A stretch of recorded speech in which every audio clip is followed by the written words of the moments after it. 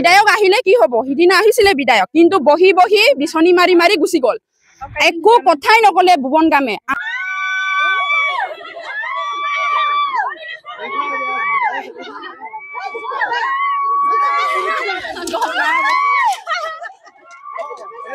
বৰ্তমান উপস্থিত আছো বনৰীয়া চাপৰিত অৰ্থাৎ এখন 2 নং বনৰীয়া আৰু হাতে কামে একাংশ মহিলাই কিদৰে এখন দলং নিৰ্মাণত ব্যস্ত আছে মই দেখুৱাইছো এটো হল চেপেটা জান ব্ৰহ্মপুত্ৰৰ এটা খুঁটি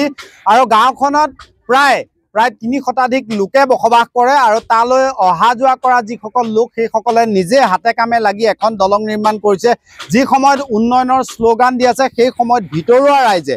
মাজুলীৰ অতি ভিতৰুৱা ৰাইজে কি ধৰণে জনজীৱন অতিবাহিত কৰিছে মই সেই পৰিৱেশটো দেখিছো এই সকল মহিলাই হাতে হাতে দা লৈ বাঁহ নিজে কাটি আনি এইদৰে এখন দলং বাঁহৰ দলং বুৱাত ব্যস্ত হৈ আছে মই দেখুৱাইছো যে এনে ধৰণৰ বৰ্তমান সময়ৰ পৰিৱেশ এয়াই হল মাজুলীৰ ভিতৰ অঞ্চলৰ উন্নয়ন যি সময়ত বিধায়ক গৰাকীয়ে বিভিন্ন স্থানত গৈ সমস্যাৰ বুজ লৈছে বিভিন্ন স্থানত গৈ যি সময়ত সমস্যাৰ বুজ লৈ আছে সেই সময়ত কিন্তু মাজুলীৰ ভিতৰুৱা গাঁওসমূহত এনে ধৰণৰে ৰাইজে যাতায়াতৰ নামত দুৰ্ভোগ ভুগিব লগা হৈছে হাৰাশাস্তি ভুগিব লগা হৈছে প্ৰতিগৰাকী মহিলাক মই দেখুৱাইছো যে প্ৰত্যেকে এই ধৰণে কান্ধত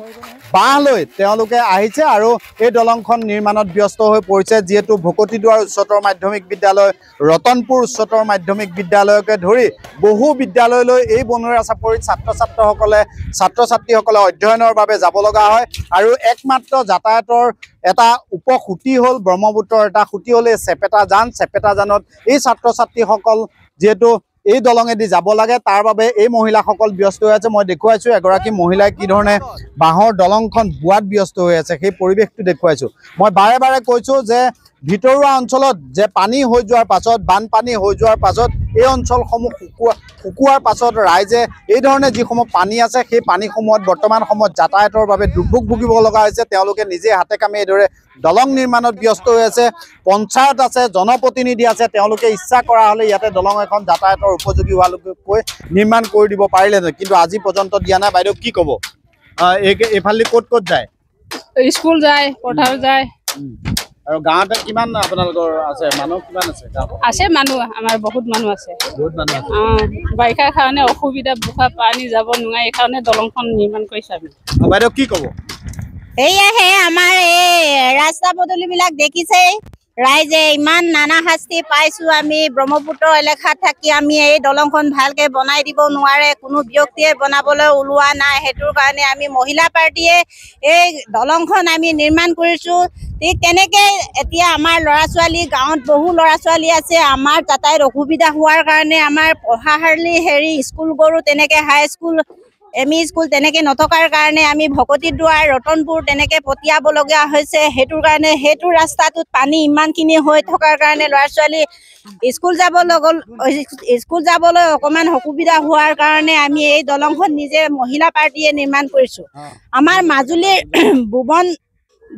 ভুৱন গামচাৰে আমাৰ কাকত থাকি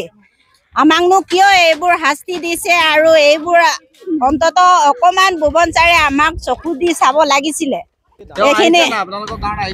আহি কি হ'ব আহে কিন্তু তেনেকে এইবোৰ একো সিদ্ধান্ত কৰা নাই আৰু সিদ্ধান্ত লোৱা নাই সেইটোৰ কাৰণে আমি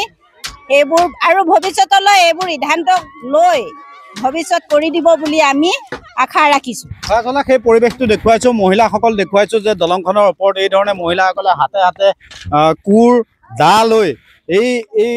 যি পথটো আছে পথটো মেৰামতি কৰাৰ সমান্তৰালকৈ তেওঁলোকে এই দলংখন নিৰ্মাণত ব্যস্ত হৈ আছে একদম বিচনী মাৰিয়ে থাকে কথাটো সঁচা আমি কেতিয়াও মিছা কথা কোৱা নাই সিদিনা বাৰিষাত আহিছে ন আমাক চাবলৈ আহিছে ঘৰ এটাও ভাঙিছে চালেও একো তাৰমানে উপায় নিদিয়ে তাৰপিছত বনৰীয়া চাপৰি কোন গাঁৱৰ কোনজনী ঘৰৰ মানে ঘৰখন ভাঙিছে সেইটোৰ একো নাম নিলিখে মানে চাইছে মই কিবা এটা দিম বুলি ক'লে তাৰপিছত এনে বনৰীয়া চাপৰি বুলি লিখিলে কিন্তু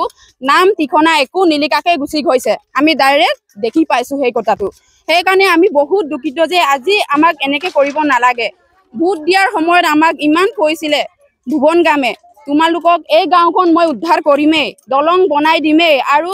কাঠৰ দলং প্ৰথমতে দিম বুলি কৈ কিনি এতিয়া কাঠৰ দলংটো বাদ দিয়া বাঁহৰ দলং এটাও কৰিবলৈ টকা পইচা একো সুবিধা আমাক দিয়া নাই। সেইকাৰণে আমি নিজে মহিলাসকলে গাঁৱৰ মহিলাসকলে গোট খাই কিনি এনেকুৱা কৰিবলগীয়া হৈছে। আমি কাৰণ এনেকুৱা কৰিবলগীয়া হৈছোঁ কাৰণটো হ'ল আমাৰ ল'ৰা ছোৱালী স্কুল যাবলগীয়া হোৱাৰ কাৰণে ইমান অসুবিধা, সদায় ইমান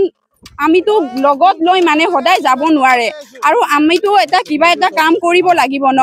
হাই ছেকেণ্ডাৰীৰ পৰা ইয়াৰ পৰা গৈ আমি ইয়াত একো স্কুল নথকাৰ কাৰণে আমি ৰতনপুৰলৈ যাবলগীয়া হয়। আমিতো লগত মা দেউতাই সদায় যাব নোৱাৰে আৰু ঘৰৰ কাম কোনে কৰিব, ইহঁতক কেনেকৈ খুৱাম যদি ইহঁতৰ লগত সদায় গৈ থাকিলে। সেইকাৰণে আমি বহুত অসুবিধা পাইছোঁ। দলং একো নথকাৰ কাৰণে চাইকেলখন ছোৱালীজনী ল'ৰা এটা কেনেকৈ দাঙি লৈ যাব, ইমান কিবা পানীৰ মাজত আমি কেনেকৈ যাম। সেইকাৰণে বহুত দুখিত যে ভুৱন গামক শ্ৰীমন্তই নতুন শিক্ষা নীতি ৰাতিপুৱা 7টা বজাত স্কুল পাবহি লাগে, পাব নোৱাৰে। আমি ইমান দুখন তিনিখন উঠি পাৰ কৰি আমি স্কুল প্ৰেজেণ্ট কৰিব লাগে, আমি মানে শুবই নোৱাৰে। মা বাপেকৰ মানে ইমানে অসুবিধা। আপোনালোকে চাওক, কিন্তু দলং দিম বুলি কয়, দলং চৰকাৰ মানে ইলেকশ্যনতে দিয়ে, ইলেকশ্যন হৈ যোৱাৰ পিছত না পাত্তা। আমি মানে আমাৰ এই দনাই চাপৰি লাচন চাপৰি নথকা সেই দুখীয়া মানুহৰ পৰা বিচাৰি ঘৰে ঘৰে বা মাইকী মানুহ হয় এডাল বা কঢ়িয়াই আনি এই দলং নিজে বনাবলগীয়া হৈছো। কাৰণটো কি, চৰকাৰ নাই আমাৰ,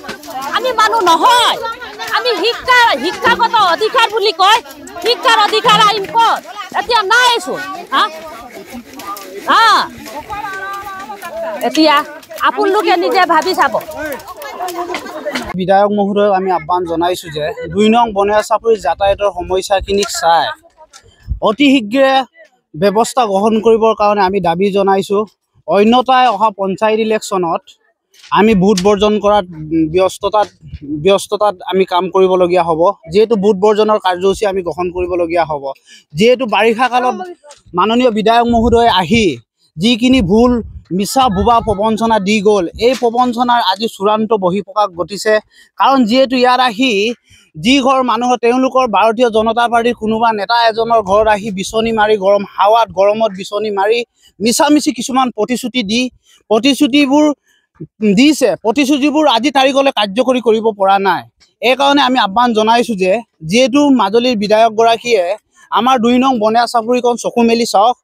কুলিয়ে ভাওধৰাৰ গতে গড়মূৰত বহি কিছুমান ডিচিশ্যন দিবৰ কাৰণে আমি মানা কৰিছোঁ। যিহেতু তেখেত নিজে ফিল্ডত আহি কিছু কাম নিজে মানে ব্যৱস্থা গ্ৰহণ কৰিবৰ কাৰণে আহ্বান জনাইছোঁ।